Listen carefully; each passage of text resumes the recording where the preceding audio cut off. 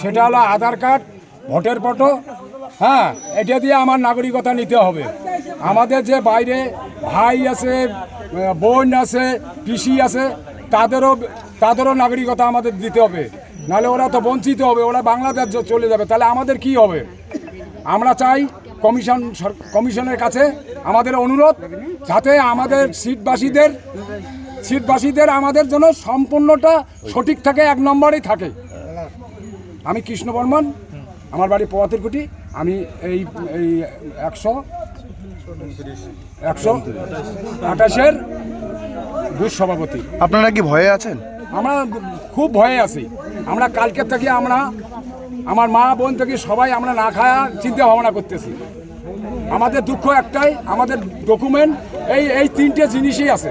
একটা হলো গণনা, আর 2টা হলো একটা আধার কার্ড, একটা ভোটের ফটো। আদাতে আর কিছু নাই। মিনিস্টার আসলো, আপনাদের সঙ্গে কথা বললো, মিনিস্টারের কথায় কতটা আশ্বাস পেলেন আপনারা? মিনিস্টারের কথায় অল্প একটু আশ্বাস পাচ্ছি। তাছাড়া আমাদের ভিতরে অনেক চিন্তা ভাবনা আছে। আমাদের ইলেকশন কমিশনের দরকার। ইলেকশন কমিশন আমাদেরকে মানে ছিটমহল নিয়ে একটা বসিয়া যেটা ভালো হয় সেটা আমাদের করে দেবে। আমরা এটা ইলেকশন কমিশনকে অনুরোধ করতেছি, ভারত সরকারকে অনুরোধ করতেছি। আপনার কি নাম? আমার নাম কৃষ্ণ বর্মন, পোয়াতিরকুটি বাড়ি। কত বয়স? বয়স হলো আমার 56 বছর বয়স। আমি এই বুথের বুথ সভাপতি। এনআরসি এই যে এনআরসি হওয়ার হয়েছে সেটার জন্য ভয় পাচ্ছি। আমার তো 15 ডকুমেন্ট দিচ্ছে, এনআরসি হচ্ছে না, এটা তো এসআইআর হচ্ছে। তো এখন আমার রিভোটার যদি করে দেয়, আমরা ওই যে ভারতের যে ফর্মগুলো দিয়েছে 2-এর, ওটা তো আমরা সাইন করবেন নই, ওটা তো আমার কোনো ডকুমেন্টে নাই। 2-এর আমার ডকুমেন্ট আছে, কোনো ডকুমেন্ট নাই, করতে গিয়ে দেবো। ভারত সরকার তো আপনাদের 2015 সালে নাগরিকত্ব। হ্যাঁ, তা ওইটারে পাবো আমরা দিবে। 2015-এর ডকুমেন্ট দিবে পাবো, ইয়ের আগের আমরা দিবে পাওয়ার নই। আপনাদের হচ্ছে আপনাদের জন্য একটা আলাদা নিয়ম। হ্যাঁ, আমাকে জাম করি আমরা বুকো তুলি নিচে সরকারের ঘর অঙ্করি আমার এলা বুকোতে এলা সাপটে ধরি থাকুক। হ্যাঁ, আলাদা ফর্ম দিয়ে আমাকে নেব।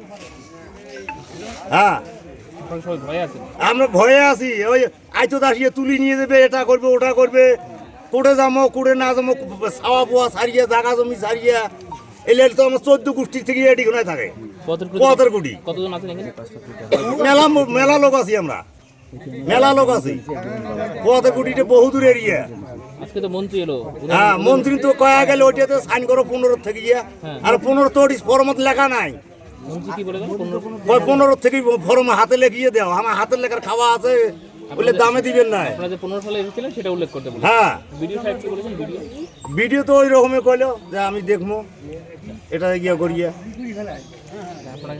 হ্যাঁ, আমরা তো ভয়ে আছি, আমরা কি করে না করে আমরা কেন করি জানি। আর আদার্স কিছু নাই। হ্যাঁ, ওই আধার কার্ড, ভোটের ফটো দিয়ে আমার আধার কার্ড, ভোটার ফটো, সরকার রেশন কার্ড আর ওই জমির এখানে করে খতিয়ান দিছি, ওই ওগুলো ধরিয়ে আছি।